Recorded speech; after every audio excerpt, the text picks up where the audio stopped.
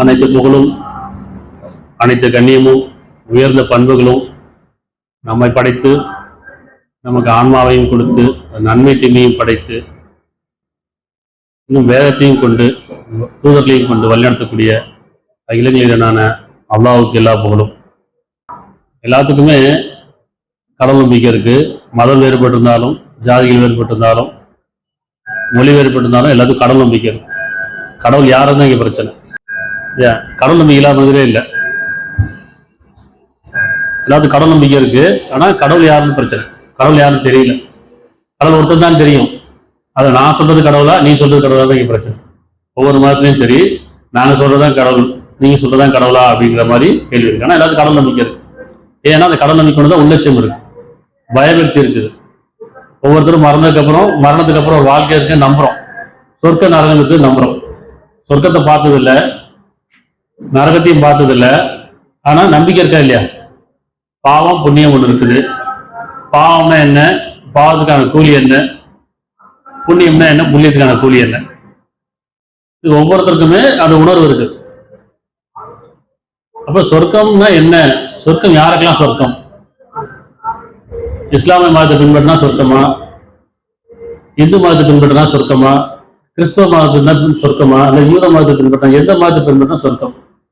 ஆனா ஒவ்வொரு மதத்திலையும் செய்றாங்க, சொர்க்கத்தை பத்தி பேசுறாங்க. எங்க மதத்தை பின்பற்றுங்க, எங்க சடங்கை பின்பற்றுங்க, சொர்க்கம் போயிடலாம். ஒவ்வொரு மதத்துக்கும் ஒரு சடங்கு இருக்குல்ல. சடங்கு இல்லைன்னா மதமே கிடையாது. விஷயம் தெரியுங்களா? சடங்கு வச்சுதான் மதம், சடங்கு இல்ல மதமே கிடையாது. இது மார்க்கம், இது வாழ்வியல். இது குர்ஆன் அப்படிங்கிறது மார்க்கம், வாழ்வியல். அது உணர்வு, உள்ளட்சத்துக்குரியது, மறைவானது, அருவமானது. ஆனா இங்க சடங்கு வச்சுதான் மதம் இருக்கு. மதத்தை வச்சுதான் இன்னைக்கு நிறைய பிரிவினைகளும் குலங்களும் கோத்திரங்களும் பிரிஞ்சு இருக்குது. இது கொண்டுதான் நம்ம பாகுபாடெல்லாம் இருக்கு. அப்ப கடவுளை நம்ம அறியாம போயிட்டோம். அவரவர் சொல்றது கொண்டு இதுதான் கடவுள், இதுதான் கடவுள். கடவுளுக்கு தான் தெரியும், யாரும் பார்த்தது கிடையாது. பார்க்காத கடவுளை கற்பனையிலையும் யூகத்திலையும் வழிபட்டு கொண்டிருக்கும். அதுதான் சடங்கா போயிடுச்சு.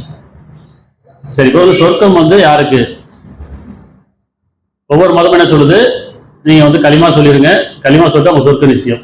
இப்போ இஸ்லாம் என்ன சொல்லுது? களிமா சொல்லிருங்க, இந்த களிமா சொல்லிங்கன்னா சொர்க்கம் உங்களுக்கு நிச்சயம்.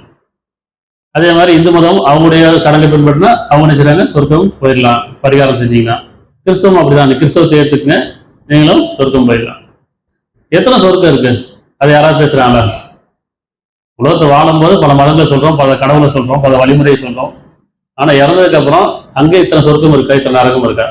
ஒவ்வொரு மதத்துக்கும் ஒரு சொர்க்கமும் நரகம் இருக்குதா அப்படின்னா அது கிடையாது. இதெல்லாம் தெரியும், அப்படிதானே? அப்ப சொர்க்கம் யாருக்கு அப்படிங்கிறது வேதத்தை பார்க்கிறோம். வேதம் என்ன சொல்லுது? முதல்ல படைப்பின் நோக்கம் என்ன? அத்தியாயம் 51 56. குர்ஆன் வெறும் ஓதக்கூடாது, சிந்திக்கணும். உணர்வானது, உள்ளட்சத்துக்குரியது. மனிதன் சிந்தனைக்குரியவன். ஓதுனா மந்திரம், சிந்திச்சா அது வேதம். நம்ம வேதத்துக்குள்ள போகணும், மந்திரத்துக்குள்ள போகக்கூடாது. இப்படி எந்த வேதமா இருக்கட்டும், அவரோட மொழியில படிக்கும்போது சிந்தனை ஒன்று வரும். பிற மொழியில படிக்கும்போது சிந்திக்க முடியாது. கேட்டு போயிடலாம், அதில் ஓதி போயிடலாம். அது புண்ணியம் நினைச்சிட்டு இருக்கோம். அது புண்ணியமே கிடையாது, அதுல எந்த நன்மையும் கிடையாது. இந்த ஓதுனா இது நன்மை, நன்மை அப்படிங்கிறதுலாம் அது கற்பனை. அப்படி வாழணும், அது உள்ளட்சம் பெறணும். இப்ப 51 56. இன்னும் ஜின்களையும் மனிதர்களையும் அவர்கள் என்னை வணங்குவதற்காக வேண்டி நான் படைக்கவில்லை. என்ன சொல்றேன்? ஜின்களையும் மனிதர்களையும் அவர்கள் என்னை வணங்குவதற்காக வேண்டி நான் படைக்கவில்லைங்கிறான். வணக்கம்னா என்ன? வழிபடுதல், கீழ்படிதல். இறைவன் எந்த நோக்கத்தை படைத்தானோ அந்த நோக்கத்தின்படி கீழ்படுகிறதும் வழிபடுறதும் தான் நம்ம வழிபாடு பண்ணிட்டு இருக்கோம். வழிபடலை. திருப்பி பாருங்க, ஜின்களையும் மனிதர்களையும், முந்தைய படைப்பையும் பிந்தைய படைப்பையும் அவர்கள் என்னை வணங்குவதற்காக வேண்டி நான் படைக்கவில்லை. வணங்குவதற்கு தான் படைச்சிருக்கிறேன். வணக்கம்னா என்ன செய்யறோம்? வழிபாடு பண்ணிட்டு இருக்கோம். வழிபடுதல், கீழ்படிதல், கட்டுப்படுதல், உணர்வுக்கு உள்ளட்சத்தோட. இறைவன் எந்த நோக்கத்தை நம்ம படைத்தானோ அந்த நோக்கத்தை வாழ்றது. படைப்பு நோக்கம் நமக்கு தெரியல. நம்ம அப்படி சிந்திச்சிருக்கோமா? குர்ஆன்ல போயிட்டு எதுக்காக படைச்சிருக்கா இறைவன்? படைப்பு நோக்கம் என்ன? இறந்துட்டோம், ஏதோ ஒரு மதத்தை சேர்ந்து வாழ்ந்துட்டு இருக்கோம், ஏதோ சடங்கு பண்ணிட்டு இருக்கோம், திருப்பி இறந்து போயிடும், முடிஞ்சு போச்சு, அவ்வளவுதான். இந்த வாழுங்காலங்கள்ல பொருளாசை, அறிவு, பெருமை, போராம, போட்டி, நீயா நானா, இப்படிதான் வாழ்ந்துட்டு இருக்கோம். இது நிலையானது கிடையாது, நிரந்தரமானதும் கிடையாது. எல்லாத்தையும் தெரியும் தானே? மரணம் விதிக்கப்பட்டிருக்கு, அதில் யாரும் தப்பிக்க முடியாது. அதை தப்பிச்சிருக்காங்களா? எந்த மதமா சொல்லியிருக்கா? பிறப்பு எல்லாமே ஒரே நோக்கம் தானே. ஆனா இறக்கும்போது பல நோக்கத்துல இறந்துடுறோம். பிறக்கும்போது எதுவும் அறியாம இருக்கிறோம், ஒரே கருவில் தான் பிறக்கிறோம், எல்லாம் தாயோட மடி தான் பிறக்கிறோம். அப்போ பிறப்போ எப்படி ஒரே மாதிரி தான் இருக்குது, வாழங்கால பல விதமாக வாழ்றோம், இறக்கும் போதும் ஒரே மாதிரி இறந்து போயிடும். இதுக்கிடையில சிந்தனையே கிடையாது. ஆனா அவர் ஒரு மதத்தை கட்டிக்கிட்டு பெருமை கொண்டுட்டு இருக்கோம், எங்க மதம் பெருசா உங்க மதம் பெருசா.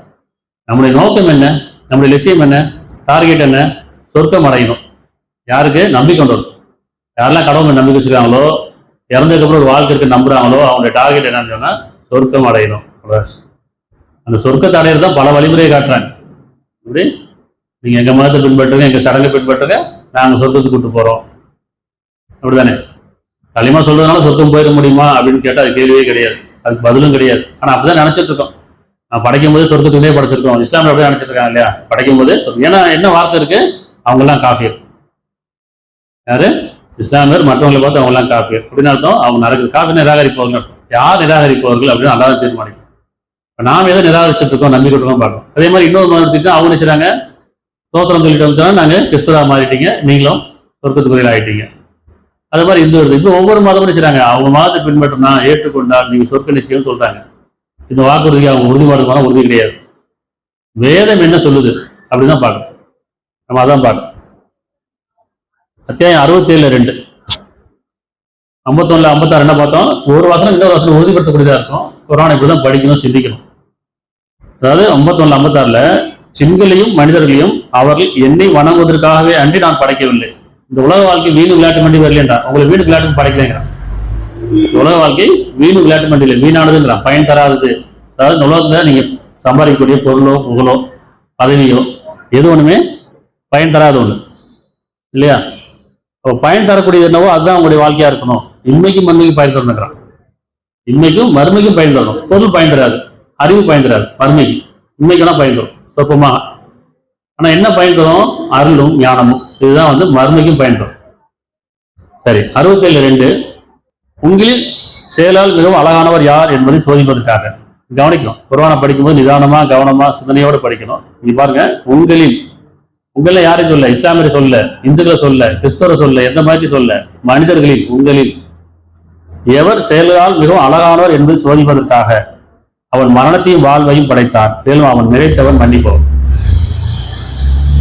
அப்போ உங்கள யாரு? மனிதர்களா சொல்றாரு.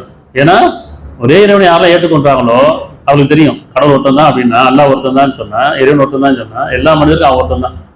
நம்ம தான் மதங்களா பிரிச்சிருக்குமே தவிர கடவுள் ஒருத்தன் தான். அப்போ உங்களில் அழகிய செயலர் யார்? செயல் அழகானவர் என்றார். அமல் அமல்னு சொல்லுவாங்க இல்லையா? சாலியான அமல். அமல்னா என்ன? செயல் அர்த்தம். சாலியானா நல்ல செயல் அர்த்தம். அவ்வளவுதான். அப்ப நம்ம மொழியில படிக்கும்போது அவரோட தாய்மொழியில படிக்கும்போது உணரலாம். சாலியான அமல்னா யாருக்கும் புரியாது. பெரும்பாலும் நமக்கு முஸ்லீம்களே புரியுதில்லை, மாட்டு மாத்துக்கும் புரியாது. ஆனா சிறுமியார் படிக்கும்போது நல்ல செயல் அர்த்தம்.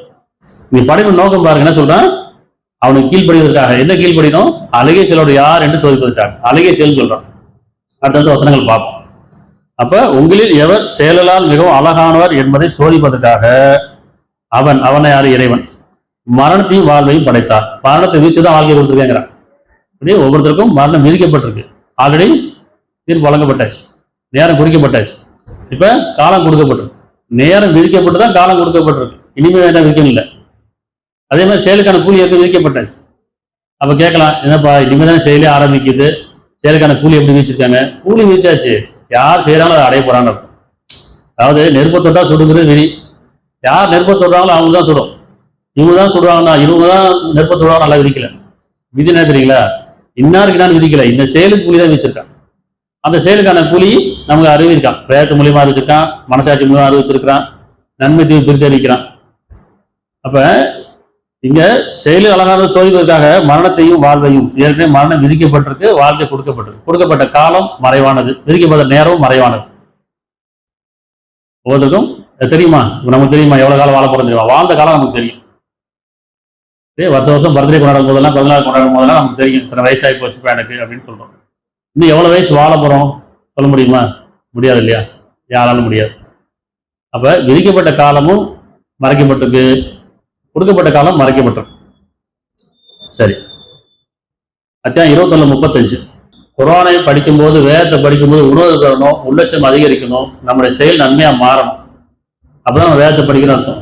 நான் வெறும் படிச்சுக்கிட்டே போறேன், ஓதிக்கிட்டே போறேன், எனக்கு புண்ணியம் கிடைச்சிருந்துச்சுன்னா அது கண்டிப்பா அது மூட நம்பிக்கை இருக்கும். எந்த மார்க்கெட்ல மூட நம்பிக்கை இல்லையோ அந்த மார்க்கெட்ல மூட நம்பிக்கை அதிகமாகிட்டே இருக்கும். 21:35 ஒவ்வொருவரும் மரணத்தை சுவைப்பது என்பதாக இருக்கிறது. ஒவ்வொருவரும் மரணம் சுவைப்பது. ஏன்னா யாரும் நிரந்தரமா கிடையாது, எல்லாரும் நம்ம மனுஷதான் ஒரு நாள் அரசு ஆகும். பரீட்சைக்காகவே கெடுதியும் நன்மை கொண்டு நாம் உங்களை சோதிக்கின்றோம். பரீட்சைக்காகவே சோதனைக்காக படைக்கின்ற கெடுதியும் நன்மை கொண்டு, நன்மை தீமை கொண்டு, பாவம் புண்ணியத்தை கொண்டு அப்படி உங்களை சோதிக்கின்றோம். பின்னர் நீங்கள் நம்மிடையே மீட்கப்படுவீர்கள். ஒரு காலம் கொடுக்கப்பட்டாச்சு. இந்த காலத்துக்குள்ள யார் அழகை செல்வா இருக்கீங்களோ அவர்களுக்கானது நல்ல அமல் செய்யக்கூடியவங்களுக்கு சொர்க்கமும், தீ அமல் செய்யக்கூடியவங்களுக்கு நரகம். நரகத்துக்காக மனிதரை படைக்கல, சொர்க்கத்துக்காக படைக்கல. செயல் அழகான யாருக்கு அவருக்கு தான். அந்த செயல் அழகா இருந்துச்சுன்னா சொர்க்கம் அவருக்குரியது, தீமையா இருந்துச்சுன்னா நரகம் அவருக்குரியது. ஆனா இங்க யாரையும் இறைவன் குறிப்பிடல. இஸ்லாமியர், இந்து, கிறிஸ்தவன் இறைவன் மனிதனால தான் பாக்குறான். நாம தான் மதங்களை பிரிஞ்சிட்டோம், நாம தான் அடையாளம் வச்சுக்கிட்டோம். நாம நமக்குள்ளே பெருமை கொண்டிருக்கோம். நான் சொர்க்கத்திலே படைக்கப்பட்டோம், அவன் நரகத்திலே படைக்கப்படும். ஒவ்வொருத்தருமே அவரவர் மதத்துடையவர். அப்படி கிடையாது. ஒவ்வொருத்தரும் தம் தம் வழியில் இருக்கிறார். யார் நேர்வு இருக்கா அல்லா மட்டும் இருக்காங்கிறான். 17:84 ஒவ்வொருவரும் தம் தம் வழியிலே இருக்காங்கிறான். யார் நேர்வு இருக்கா அல்லா மட்டும் இருக்காங்கிறான். நாம இன்னொருத்தரை பார்த்து ஜட்ஜ்மெண்ட் கொடுக்க கூடாது. இவங்கெல்லாம் காப்பீடு, இவங்கெல்லாம் நரகத்துக்குரிய, இவங்கெல்லாம் சொர்க்கத்துக்குரிய கிடையாது. அத்தியாயம் 4:122 மேலும் எவர்கள் நம்பிக்கொண்டு நல்ல செயல் செய்கிறார்களோ, எவர்கள் சொல்றான். இங்க மூமின்னு சொல்ல, கிறிஸ்தவன் சொல்ல, யூதர்னு சொல்ல, காப்பீடு சொல்ல, யாரும் சொல்ல. எவர்கள், உங்களில் எவர்கள், மனிதர்கள் பொதுவா சொல்றான். இந்த குர்ஆன் பொதுமறை. அகிலத்தார் அனைவருக்கும் நல்ல விஷயம் என்று வேறு இல்லைங்கிறான். அப்படித்தானே? நம்ம யாரும் சொந்தம் கொண்டாடக்கூடாதுல்ல. எந்த மதமும் சொந்தம் கொண்டாடக்கூடாது. இறைவனை சொந்தம் கொண்டாட முடியாது, தூதர் சொந்தம் கொண்டாடக்கூடாது, வேதத்தை சொந்தம் கொண்டாடக்கூடாது. இது அவரவருக்கானது இல்லை, இது மனிதர்களுக்கானது. அப்போ மேலும் எவர்கள் நம்பிக்கொண்டு, இறைவன் மீது நம்பிக்கொண்டு, இறுதி நாள் மீது நம்பிக்கொண்டு, மரணத்துக்கு அப்புறம் ஒரு வாழ்க்கைக்கு நம்பிக்கொண்டு நல்ல செயல் செய்கிறார்களோ, நல்ல செயல் நம்ம என்னன்னு பார்ப்போம். அடுத்த வசனங்களை பார்ப்போம். சரி, அவர்களை நாம் சோனமதியில் நுழைவு வைப்போம். நல்ல செயல் செய்யறவர்கள் தான். இங்க சடகே இல்லை. இங்க பாருங்க, படிக்கிற வசனங்கள் எல்லாத்தையும் பாருங்க. இதுல சடகை எதுவும் வராது, அழகிய செயல் மட்டும் தான் வரும். அப்ப நற்செயலில் செய்கிறார்களோ அவர்களை நாம் சோனமதியில் நுழைவு வைப்போம். அவற்றின் கீழ் ஆறுகள் சதா ஓடிக்கொண்டிருக்கும். அங்கு அவர்கள் என்றென்றும் தங்கியிருப்பார்கள். அல்லாவின் வாக்குறுதி உண்மையானது. இன்னும் வாக்குறுதியில் அவனை விட அழகானவர் யார்? அல்லாவை விட உண்மையானவர் யாருன்னு கேட்க. எல்லாம் வாக்குறுதி கொடுத்தா மாறமாட்டான். அவன் சத்தியவான். அதுதான் அவனுக்கு பேர் சத்தியவான் பேர் இல்லையா? இந்த வேதம் சத்தியமானது. சத்தியத்துக்கு என்ன பேர் இருக்கா? சத்தியத்துக்கு என்ன அர்த்தம்? சத்தியம்னா மாற்ற முடியாது, மறுக்க முடியாது அர்த்தம். இந்த வேதம் சத்தியமானது, இவனுடைய வாக்கு சத்தியமானது, மாற்ற முடியாது, மறுக்க முடியாது. என்ன சொல்றேன்? அவனை விட அழகானவர் யார்? சொல்லி அழகான யார் கேட்க. அப்ப நம்பிக்கொண்டு நல்ல செயல் செய்யுது. நல்ல செயல் நமக்கு தெரியல. நம்ம நல்ல செயல் நினைச்சிருக்கோம், சடங்கு பெற்று நல்ல செயல் நினைச்சிருக்கோம், அமல் நினைச்சிருக்கோம், சடங்கு பண்ண அமல் நினைச்சிட்டு இருக்கோம். ஒவ்வொருத்தரும் அவரவர் மதத்துல இந்த சடங்கு செய்யலாம், இந்த பரிகாரம் செய்யலாம் இல்லையா, இது ஜபம் பண்ணலாம், தொழுகலாம், இது மட்டுமே நினைச்சிட்டு இருக்கோம். இதை தாண்டி என்ன இருக்குது அப்படின்னா உணர்வு இருக்குது, உள்ளட்சம் இருக்குது. தனியா நம்மளை தனியா சிந்திக்கணும். நானும் இறைவனும். சமுதாயத்தை பார்க்க வேண்டாம், கூட்டத்தை பார்க்க வேண்டாம், ஒரு மதத்தை பார்க்க வேண்டாம். நானும் இறைவனும். ஏன்னா கைப்பட்டப்போ நான் மட்டும் கை போறேன் தானே. யாரை கூட வருவாங்களா? நான் ஒரு ஜமாத்தோட இருக்கேன், நான் ஒரு கூட்டத்தோட இருக்கேன், நான் ஒரு கேங்கா இருக்கிறேன், யாரும் கூட வர மாட்டேன். கைப்பற்றும் போது கொண்டு போய் அடக்கம் பண்ணிட்டு வந்துடுவாங்க, திருச்சி முடிஞ்சு போச்சு, அவ்வளவுதான். இங்க கையில் கேள்வி யாருக்கு? அவரை செய்த அமலுக்கு மட்டும்தான். 5:69 2:62 ஒரே மாதிரி வசனமா இருக்கும். நிச்சயமாக நம்பிக்கொண்டவர்களாயினும், யூதர்களாயினும், சாபின்களாயினும், கிறிஸ்தவர்களாயினும். நம்பிக்கொண்டவர்கள் என்ன அர்த்தம்? மூமின்களாயினும், யூதர்களாயினும், சாபின்களாயினும், கிறிஸ்தவர்களாயினும், எல்லாம் வேதம் கொடுக்கப்பட்டவர் தான். எல்லாரும் வேதத்தை கையில வச்சுட்டு தான் சடங்கு பின்பற்றிட்டு இருக்கிறாங்க. வேதம் என்ன சொல்லுது? சிந்தனைக்கு சிந்திக்கிறதே கிடையாது. எல்லாம் பிரிவினை இருக்கு. எல்லா வேதமும் ஒரு இறைவனை தான் சொல்லுது. எல்லா வேதமும் அந்த மறுமையை பற்றி தான் பேசிட்டு இருக்கு. ஆனா என்ன செய்யறோம்? பெருமையும் போறாம காரணம் பிரிஞ்சுட்டாச்சு. அப்ப அல்லாஹ் என்ன சொல்றான்னா, நீங்கள் முஹம்மதியராயினும், அதாவது நம்பிக்கொண்டவர்களாயினும், யூதர்களாயினும், சாபின்களாயினும், கிறிஸ்தவர்களாயினும், எவர்கள் அல்லாஹ்வின் மீதும் இறுதி நாள் மீது நம்பிக்கொண்டு, நீங்க யாரானா எடுத்துட்டு போங்க, எந்த கூட்டம்னா எடுத்துட்டு போங்க, யார் ஒரு கடவுள் மீது நம்பிக்கொண்டு, இறுதி நாள் மீது நம்பிக்கொண்டு, மரணத்துக்கு அப்புறம் ஒரு வாழ்க்கை இருக்குது, அதுதான் நிலையானது, நிரந்தரமானது, அதுதான் உண்மையானதும் கூட. இது பொய்யான வாழ்க்கையை வாழ்ந்துருக்கு. இது சோதனைக்காக கொடுக்கப்பட்டது. அப்ப நீங்க யாரானா எடுத்துட்டு போங்க, எந்த கூட்டமா எடுத்துட்டு போங்க. ஆனா சொல்றேன், எவர்கள், உங்களில் எவர்கள் அல்லாஹ்வின் மீதும், அதாவது ஒரு இறைவன் மீதும் இறுதி நாள் மீதும் நம்பிக்கொண்டு நற்செயலை செய்கிறார்களோ அவர்களுக்கு பயம் இல்லை, அவர் துக்கப்படவும் மாட்டார்கள். என்ன பயம் இல்லை? மறுமை பற்றியான பயம் இல்லை. அவர் மறுமை துக்கப்படவும் மாட்டார், இந்த உலகத்துக்கு துக்கப்பட மாட்டாங்க. ஏன்னா அழகிய செயல். இறைவன் நோக்கமே அதை படைப்பு நோக்கமே உங்களே அழகிய செயலுடையா. 7:170 எல்லாம் வருஷம் நோட் பண்ணி வச்சுக்கேன். எனக்கு திருப்பி படிக்கும் புதிய ஞானம் கிடைக்கும். இந்த குர்ஆன் இவ்வளவுதான் விளக்கம் கிடையாது. சொல்றாங்க அந்த குர்ஆனுக்கு நீங்க விளக்கம் தேடுவீர்களானால் 7 கடல் மையானாலும் அது போன்று இருந்தாலும் எழுத முடியாதுங்கிறான். அவ்வளவு ஞானம் இருக்குது இல்லை. இதுதான் இது ஒரு புத்தகம், இதான் புத்தகம் நினைக்கக்கூடாது. சொன்னா இது திறவுகோல், மறுமைக்கான திறவுகோல். இது இன்மை மறுமைக்கானது. அதனால இது கடல் 7 கடல் மையானம் எழுத முடியாது. உலகத்துல மரங்களே எழுத முடியாதுங்கிற அவ்வளவு ஞானம் இருக்குது, அவ்வளவு பொதிச்சம் இருக்கு. சரி, 770. எவர்கள் வேதத்தை உறுதியா பற்றி கொண்டு, எவர்கள் உங்களே எவர்கள் இங்க மதம் குறிப்பிடல, எவர்கள் வேதத்தை உறுதியா பற்றி கொண்டு நற்செயலில் நிலைத்து நிற்கிறார்களோ நல்லோரின் கூலியை நாம் நிச்சயமா வீணாக்க மாட்டோம். புரியுதாப்ப? உதாரணத்துக்குங்க 5 வேலை தொழுகிறாங்க, தாடி வச்சிருக்கோம், தொப்பி வச்சிருக்கோம், 5 வேலை தொழுவு போயாச்சு, சரியா? சொர்க்கம் போயிடணும் உறுதியா இருக்கா? ஆனா வியாபாரத்தை பொய் இருக்குது, வட்டி வாங்கி வியாபாரம் போடுறாங்க, இல்ல பெருமை இருக்குது, போராம இருக்குது, நயவஞ்சம் இருக்குது, மற்ற மனசை புண்படுத்துறோம், கெட்ட பழக்க வழக்கம் இருக்குன்னு வச்சுங்க. நீங்க தம் அடிக்கிற பழக்கம் இருக்கு, கெட்ட பழக்கம் பழக்கம் எல்லாம் இருக்குது. அப்ப இவ்வளவு தீமையை வச்சுக்கிட்டு ஒரு நல்லதுன்னு நினைக்கிற ஒரு சடங்கு மட்டும் செஞ்சா சொர்க்கம் போயிடுவோமா? அதே மாதிரி டெய்லி கோயிலுக்கு போறாங்க, பரிகாரம் பண்றாங்க, அவங்களுக்கான சடங்கு எல்லாம் பண்றாங்க. ஆனா அவங்களுடைய வாழ்க்கையில நன்மை இல்லை, எல்லாம் தீமையா இருக்குன்னு வச்சு உதாரணத்துக்கு. அதுலயும் பொய் இருக்கு, புரட்டு இருக்குது, புறம்பேசுறது இருக்குது, கலப்படம் இருக்குது, வியாபாரத்தை அதிக லாபம் விட்டுறது இருக்குது, இப்படி எல்லா தொழிலையும் இருக்குது வச்சு. அப்ப அங்க செயல் தீமையா இருக்கு, ஆனா ஒரு சடங்கு இருக்கு. இந்த மாதிரி ஒவ்வொரு மதத்திலையும், கிறிஸ்தவராகட்டும் எந்த மதமாகட்டும், நான் ஒரு சடங்கு மட்டும் பண்ணிட்டேன் அதனால எனக்கு சொர்க்கம் கிடைச்சிருமா? கிடைக்காது. சடங்கை தாண்டி என்ன இருக்குது? அழகிய செயல். உண்மையா இருக்கனா, நியாயமா இருக்கனா, உணர்வா இருக்கனா, பிறர் மனசு காயப்படுத்தாம இருக்கனா, பெருமை கொள்ளாம இருக்கனா, போலாம கொள்ளாம இருக்கனா, இறைவனுக்கு பயந்து இடம் மோசம் செய்யாம இருக்கனா, கலப்படம் செய்யாம இருக்கனா, அதிக லாபம் இட்டாம இருக்கனா, யாரையும் நான் குற்றங்களை சொல்லாம இருக்கிறேனா, இதெல்லாம் இருக்குல்ல. அப்ப இதெல்லாம் அழகிய செயல் வந்துடும். இன்னும் அடுத்த ஆயத்து பார்ப்போம். அப்ப இன்னும் எவர்கள் வேதத்தை உறுதியா பற்றி கொண்டு, வேதம் என்ன சொல்றது? வேதத்தை பற்றின அர்த்தம் இந்த வேதத்தை என்ன சொல்ல போறதோ அதன் மீது செயல்படுறது, உறுதியா பற்றி கொண்டு நற்செயலில் நிலைத்திருக்கிறார்களோ நல்லவரின் கூலியை நாம் நிச்சயமா வீணாக்கிவிட மாட்டோம். நிச்சயமாக எவர்கள் நம்பிக்கொண்டு நல்ல செயல் செய்கிறார்களோ, 10:9 திருப்பி பாருங்க. எவர்கள் அவருக்கு யாரும் மதம் குறிப்பிடப்படல, ஒரு சாரார் குறிப்பிடப்படல, யூதரும் கிறிஸ்தவரும் இஸ்லாமியரும் சொல்லப்படல. எவர்கள் எவர்கள் மனிதர்கள் எவர்கள். நிச்சயமா எவர்கள் நம்பிக்கொண்டு நல்ல செயல் செய்கிறார்களோ நம்பிக்கொண்ட காரணத்தினால் இறைவன் அவர்கள் நேர்வழி காட்டுவான். இன்பமான சோனபதியில் அவர்களுக்கு நதிகள் ஓடிக்கொண்டிருக்கும். இப்பொழுது தொழுவே இல்லைங்க, கோயிலுக்கு போல, மசீதுக்கு போல, சர்ச்சுக்கு போல, எந்த வழிபாடு போல சடங்கே பண்ணல. ஆனா நியாய உணர்வோட இருக்கிறாரு, பிற மனதை புண்படுத்தாம இருக்காரு, பெருமை இறக்கம் கொள்றாரு, பஸ்டர் உணவளிக்கிறாரு, வியாபாரத்துல இடம் மோசம் செய்யறது இல்லை, இன்னும் மற்றவங்கள கருணையோட இருக்கிறாரு, மன்னிச்சு பழகிறாரு, இவ்வளவு நல்ல செயல் இருக்காரு. ஆனா அவர் தொழுவு போறதில்லை, இல்ல கோயிலுக்கு போறதில்லை, இல்ல சர்ச்சுக்கு போறதில்லை, வழிபாடு தளத்துக்கு போறது இல்லைங்க, சடங்கு பண்ணல. ஆனா என்ன செய்யற செயல் எப்படி இருக்கு? மனிதநேயத்தோட இருக்குன்னு வச்சுங்க.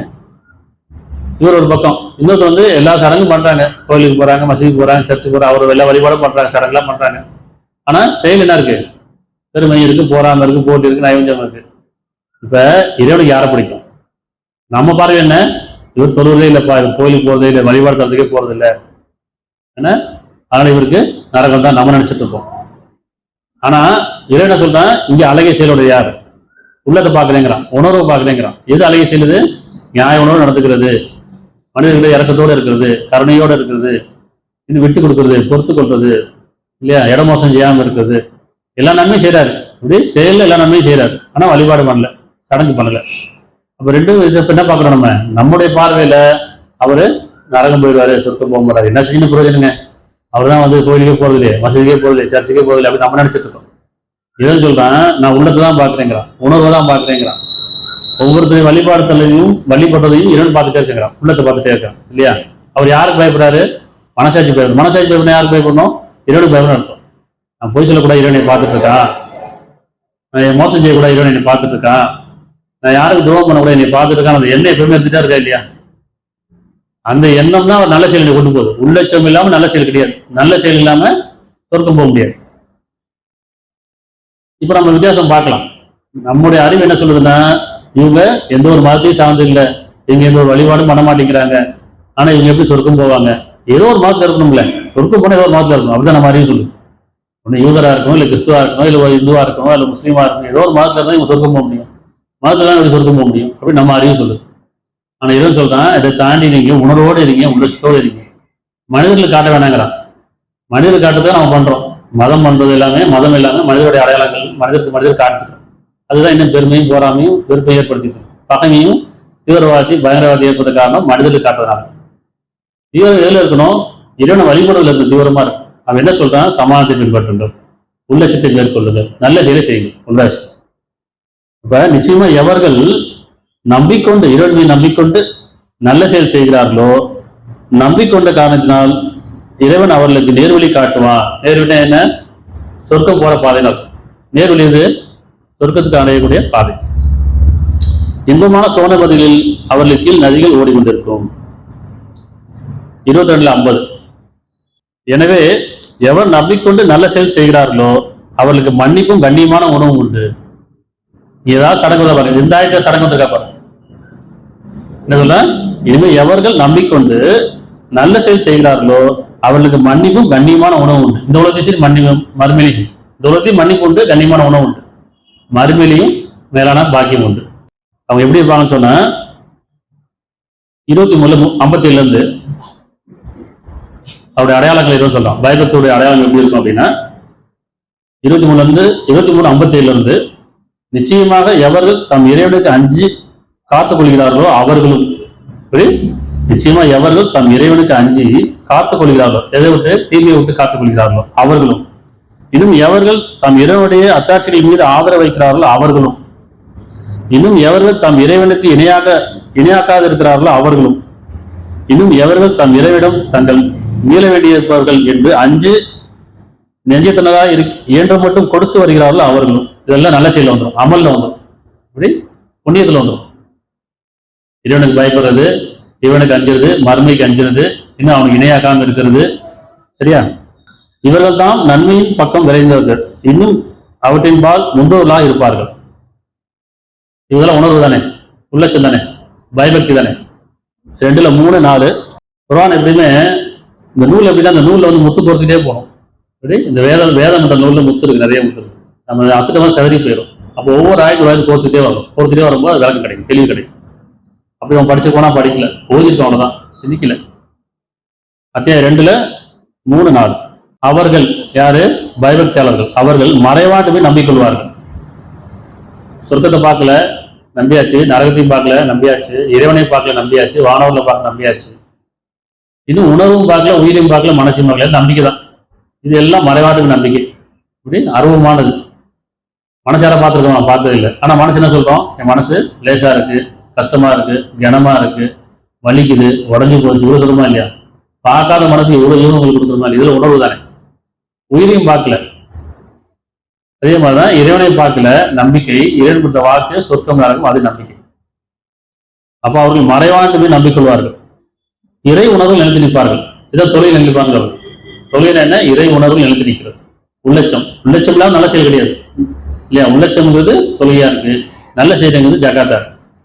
ஆனா வெறும் நான் தொழுதுட்டேன், 5 வேளை தொழுதுட்டேன், ஜக்காத்தே கொடுக்கல. ஆனா இங்க குர்ஆன்ல பாருங்க, பல இடங்கள்ல தொழுகை ஜக்காத்து 2 கலந்து வருது. ஆனா என்ன செய்யறோம்? தொழுகிறோம், ஜக்காத்து கொடுக்குறோமா? ஒவ்வொரு வேலையை கொடுக்குறோமா?